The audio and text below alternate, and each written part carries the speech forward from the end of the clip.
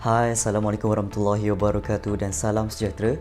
Bertemu kita kembali ke SK Studio yang mana pada hari ini cikgu akan kongsikan berkenaan dengan pembelajaran RBT Unit 3 iaitu berkenaan dengan pengenalan terhadap teknologi.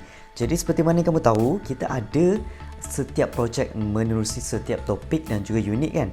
Pada kali ini kita akan adakan projek iaitu PEN 3D. Dan untuk mengetahui dengan lebih lanjut cara-cara daripada awal sehingga habis, mari kita lihat video yang telah disediakan.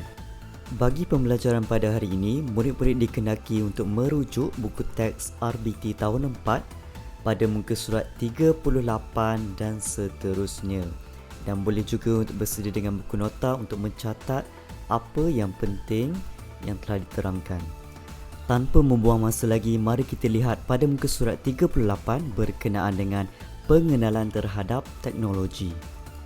Bila saja kita lihat pada muka surat 38 dan 39, kita dapati bahawa ini adalah perubahan kecanggihan teknologi pada zaman dahulu yang boleh dikatakan agak kurang maju berbanding sekarang. Banyak integrasi dan juga hubung kait kecanggihan sains dan juga teknologi. Kita cuba baca apa yang ada dalam buku teks. Negara kita bergerak maju seiring dengan teknologi yang berkembang pesat setiap masa. Adakah kamu turut merasai kemajuan teknologi pada hari ini? Sudah tentu kita merasai perubahan daripada zaman sekitar tahun 1990-an dan juga perubahan tahun 2000, tahun 2010 dan ke atas, melihatkan banyak kecanggihan baru seperti yang kita dapati dalam gambar, iaitu kereta api pada zaman dahulu dan juga monorail maupun LRT, dan sekarang kita ada MRT juga. Oleh demikian, kebaikan teknologi tak dapat kita nafikan banyak memberi manfaat kepada kita dalam menguruskan kehidupan seharian dan juga memudahkan tugasan kita. Kita sering mendengar perkataan teknologi dan juga menggunakannya dalam kehidupan seharian. Namun, apakah yang didefinisikan sebagai teknologi tersebut? Teknologi bermaksud penggunaan pengetahuan sains dalam mereka cipta untuk membantu memudahkan urusan manusia. Seperti mana yang ada di hadapan kamu, yang pertama ialah teknologi peralatan yang seperti ditunjukkan ialah gergaji elektrik. Pada zaman dahulu ataupun sebelum kecanggihan ini dapat dilihat, orang dahulu hanya menggunakan gergaji tangan yang mana menggunakan tenaga yang begitu banyak untuk memotong kayu ataupun bahan-bahan lain. Bukan itu saja, masa yang diperlukan untuk melakukan perihal berkenaan juga banyak dan lama. Selain daripada teknologi peralatan, kita juga lihat kepada teknologi pengangkutan yang berkembang pesat. Seperti yang ada dalam gambar tersebut ialah monorail ataupun kereta api yang canggih. Untuk pengetahuan kamu semua, contoh lain untuk teknologi pengangkutan ialah kereta, kapal terbang, helikopter, kapal selam dan juga roket dan banyak lagi. Seterusnya ialah teknologi pertanian, di mana dengan limitasi dan terhadnya tanah pada zaman sekarang, maka pertanian bandar secara automatik boleh digunakan di mana-mana sahaja tempat, maupun tempat tersebut adalah sempit dan kecil seperti keadaan di dalam rumah. Pertanian bandar yang dibantu oleh automatik dan juga elektrik akan memudahkan kerja-kerja penyelenggaraan kerana ia dilakukan secara automatik. Kita teruskan dengan teknologi pembuatan. Teknologi pembuatan pada masa sekarang adalah lebih banyak menggunakan mesin ataupun robot yang telah dikodkan ataupun telah ditetapkan untuk tujuan dan fungsi tertentu. Misalnya yang ada dalam buku teks ialah robot seperti bentuk tangan yang bertujuan untuk pateri bahagian-bahagian kereta. Mesin juga boleh bekerja dalam keadaan yang ekstrim, suhu yang tinggi, keadaan yang berbahaya dan bekerja dengan lebih lama. Maka produktiviti dan juga hasil yang akan dijelmakan kepada kita adalah lebih berkualiti dan banyak. Begitu juga dengan teknologi makanan yang menggunakan mesin untuk menghasilkan makanan dalam amount dan jumlah yang banyak. Bermula daripada peringkat awal iaitu menyaring sumber, kemudian memasak makanan, menghias makanan, kemudian di peringkat terakhir iaitu membungkuskan makanan untuk dieksport ke tempat-tempat tertentu. Yang terakhir ialah teknologi komunikasi di mana kita boleh berhubung dengan orang yang lebih jauh maupun di mana-mana saja kita berada. Maka sekarang kita lihat transisi daripada Wi-Fi 3G ke 4G dan sekarang kita menuju kepada 5G dan banyak lagi teknologi dan peralatan komunikasi yang canggih sekarang. Secara ringkasnya, teknologi membantu kita menjimatkan masa, tenaga dan kos, memberikan peluang kerjaya, memudahkan urusan harian kita, memupuk nilai kreatif dan inovatif, menjamin komunikasi yang lebih berkesan dan menjamin kehidupan yang lebih baik. Ini adalah contoh peralatan konvensional ataupun peralatan zaman dahulu dengan peralatan moden sekarang. Kita lihat contoh yang ada dalam buku teks RBT. Maka yang pertama ialah pengisar ais. Pada zaman dahulu mereka hanya menggunakan bongkah kayu tersebut, kemudian menggesekkan, melalukan ais ke satu mata pisau yang tajam, kemudian ais tersebut hancur. Berbeza pada zaman sekarang, kita hanya menggunakan mesin yang mana mengisar ais dengan lebih cepat dan menerusi faktor keselamatan juga, ianya lebih selamat. Begitu juga dengan lesung batu pada zaman dahulu yang digantikan dengan pengisar elektrik pada zaman sekarang.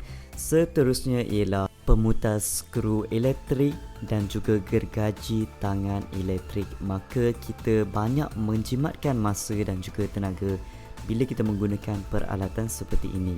Setelah kita jelas berkenaan dengan perbezaan di antara peralatan konvensional dan peralatan moden, kita lihat pula projek yang akan dihasilkan. Seperti mana yang kita dah ketahui bahawa kita akan hasilkan barangan ataupun produk menggunakan pen 3D, maka yang perlu kita tahu ialah proses-proses untuk menghasilkan produk. Yang pertama ialah menjana idea. Jadi Runai dan kawan-kawannya berkeinginan untuk menghasilkan sesuatu daripada peralatan teknologi yang mereka ada. Okay, contohnya kawan lelaki mereka mempunyai pen 3D dan Runai dan rakan perempuannya mempunyai mesin jahit tangan elektrik.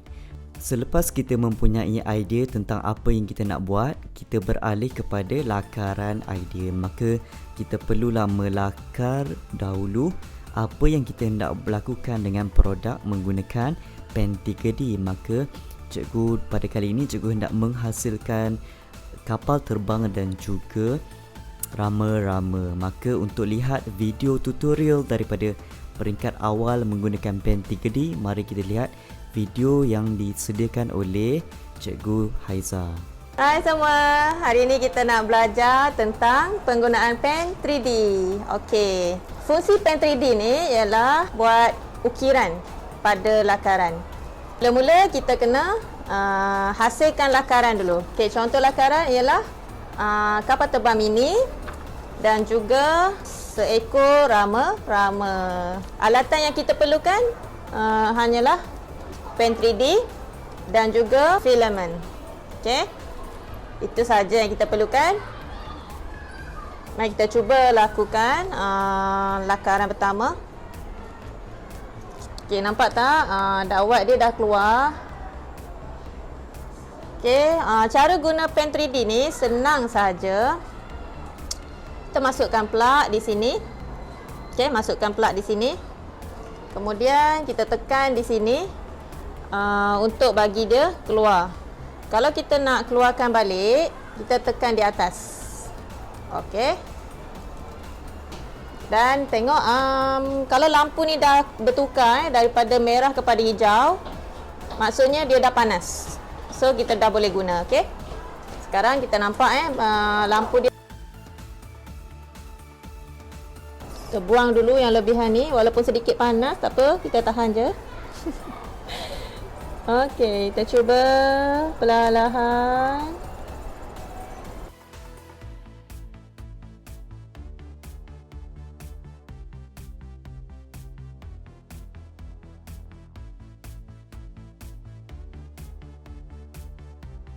Okey, kita ikut je garisan. Kita ikut je garisan sampailah habis.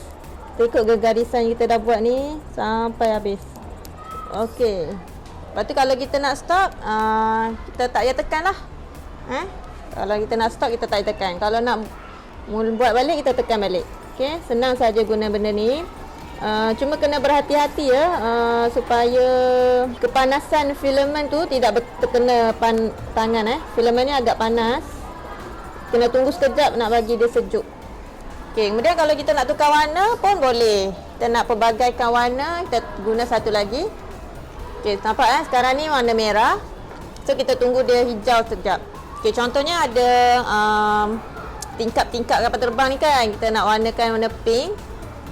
So kita bagi yang ni rehat dulu, dan kita tukar warna pink. Kalau awan-awan ni pun boleh kita warna pink. Sebenarnya ada je warna lain, tapi agak makan masa lah kita nak tukar-tukar filament tu kan. So kita gunakan warna yang ada. Okey, nampak dia dah hijau. So mari kita gunakan. Okey. Agak, kalau lukisan tu agak kecil, agak susah sikit lah.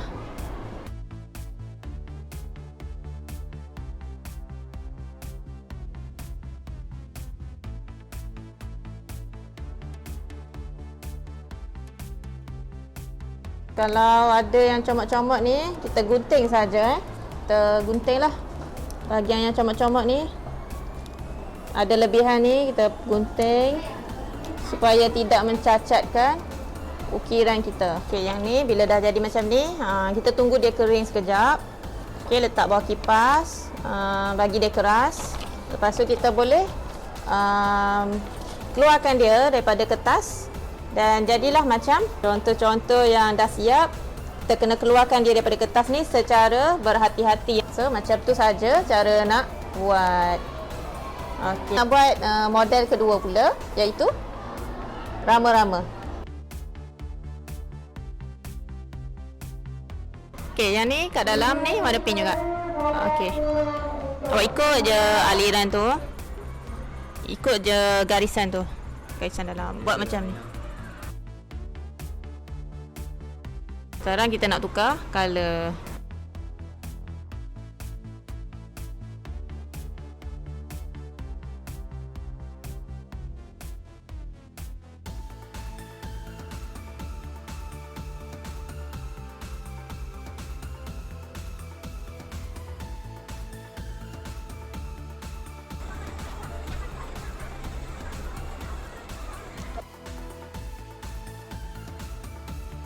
Baik, cikgu harap dengan penerangan yang telah diberikan sebentar tadi, daripada awal sehingga habis, dapat kamu manfaatkan dalam apa yang kamu telah pelajari tersebutlah.